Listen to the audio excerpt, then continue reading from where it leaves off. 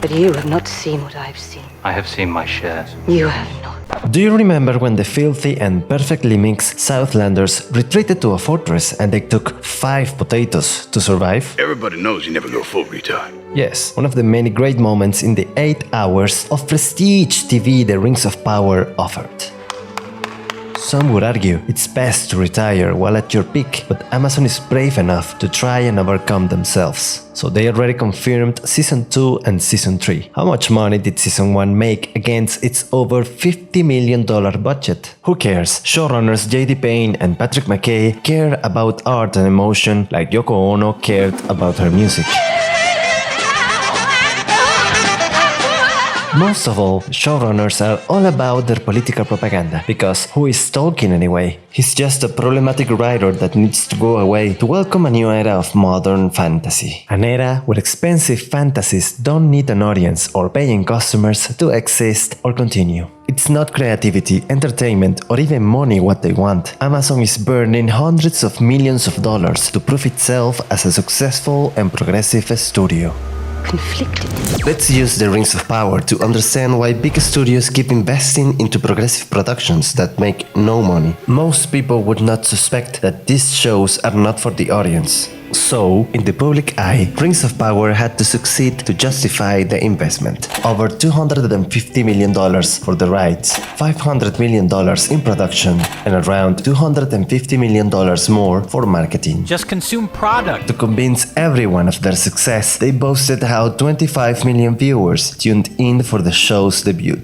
That's about 8% of Prime's worldwide subscriber count, around 200 million users. If we look further, we'll find Elrond's balls. We'll realize that the show did not attract any new subscribers, which effectively means it made zero money. In fact, the number of subscribers has remained steady since 2021, after the company saw a massive increase due to the COVID Delta Plus. According to Nielsen charts, Rings of Power is missing from the top 15 most watched streaming shows of 2022. However, the show is number 15 as an original streaming show, although I don't know how very loosely based on Tolkien qualifies as original. This is a power of the unseen. What the fuck is you talking about? What the fuck was that? I'm sorry. So the series is making no money by getting new audiences or subscribers. High-budget productions like Rings of Power need to generate thousands of potential customers, but instead of that, it did what most filler streaming content does, which is keeping people around. You see, studios make their money back with merchandising rather than tickets, subscriptions, or advertising. But the product needs to be appealing in order to sell. The creators need to make fans happy and eager to keep consuming items from the franchise. So if you don't get the consumers, This needs to stop. how are you going to sell Galadriel toys? There is a tempest in me. Studios also make money with publishing rights, but Rings of Power is not going anywhere else. It was supposed to be a beacon for Amazon Prime, but it turned out to be a superfluous money waste to create a product that not many people like.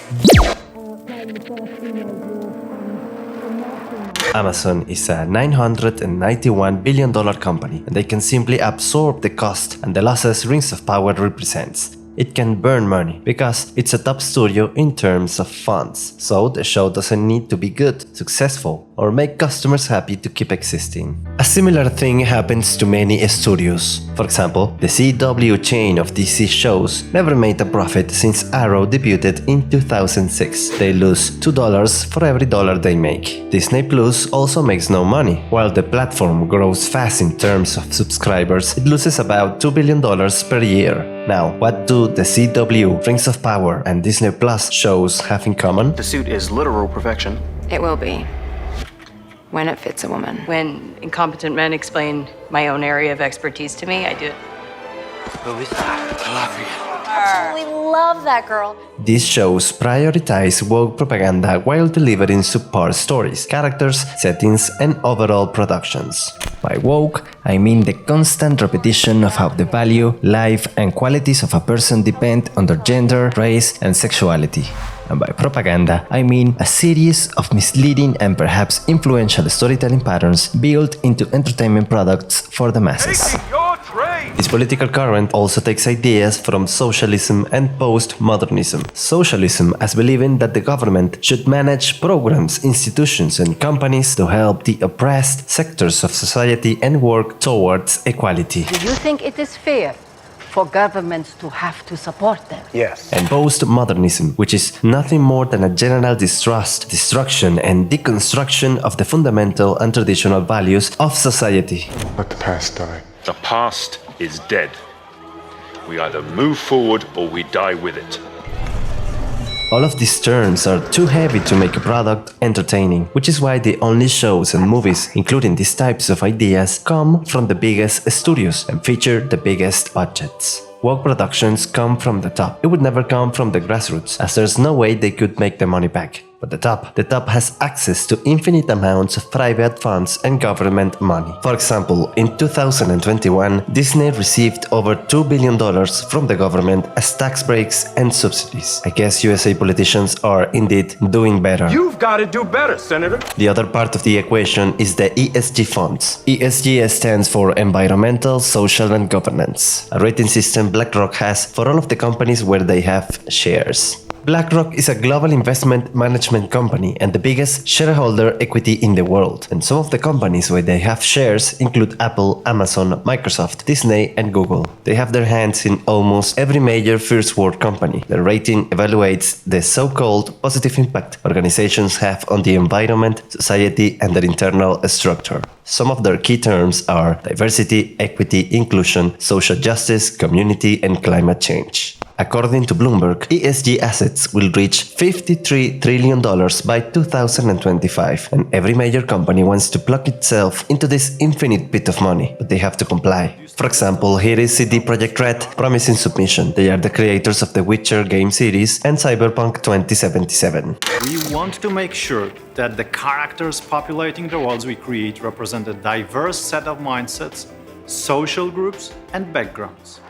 To put things in perspective, $53 trillion would be a 5, a 3, and 12 zeros. Each trillion is 1,000 billion, and 53 of those is more money than any country in the world has, and several times more than the USA's Federal Reserve, which is around $9 trillion.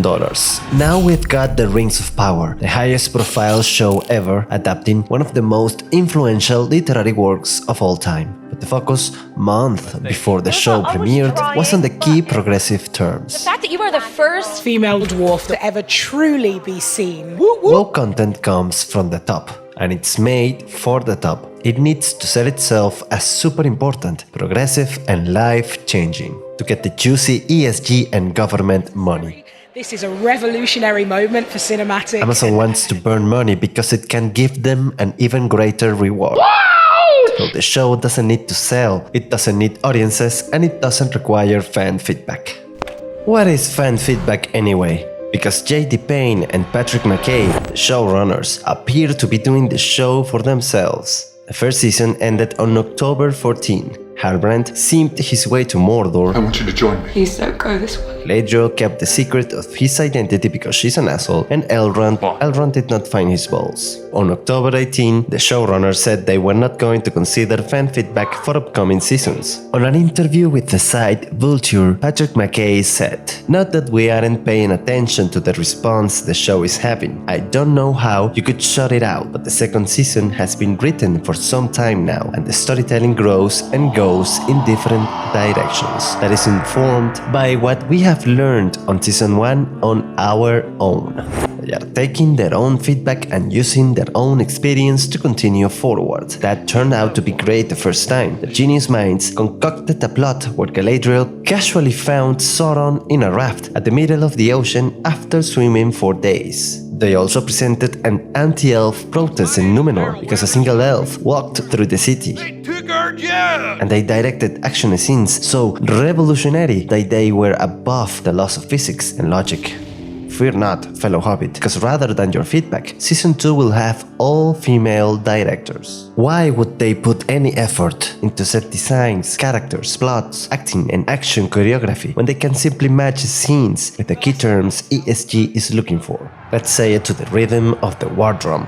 Characters of different backgrounds, diverse and inclusive casting, female representation. And where does pursuing the investors' money take Amazon? Well, season 2 is coming with the promise of more likely than unlikely. Recordings change locations from New Zealand to London. The best actor the show had, Joseph Mole as Adar, left the show in silence. Warner Bros. Announced new Lord of the Rings movies, which diminishes the relevance of the show. And the audience, well, the audience hates Rings of Power.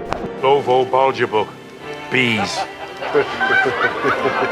We all loved him, but he wasn't Egypt. And studios may think that they don't need the audience anymore, or that they can bully people into liking and watching, but they are wrong. Because perhaps producing content just for the sake of getting progressive points is too abstract, too numbing, to give studios and teams a clear sense of purpose and direction. Perhaps you need the audience because it's an indication that what you're doing is good, and because the audience offers immediate money rather than the promise of accessing a socially conscious investment fund or getting favors from the left-leaning government in turn. That's it, friends. Thank you for watching so far. What do you think? Did you like the first season? Would you give the second season a shot? If you like this Product. subscribe, share, and keep around. Let's talk in the comments and keep the section civilized.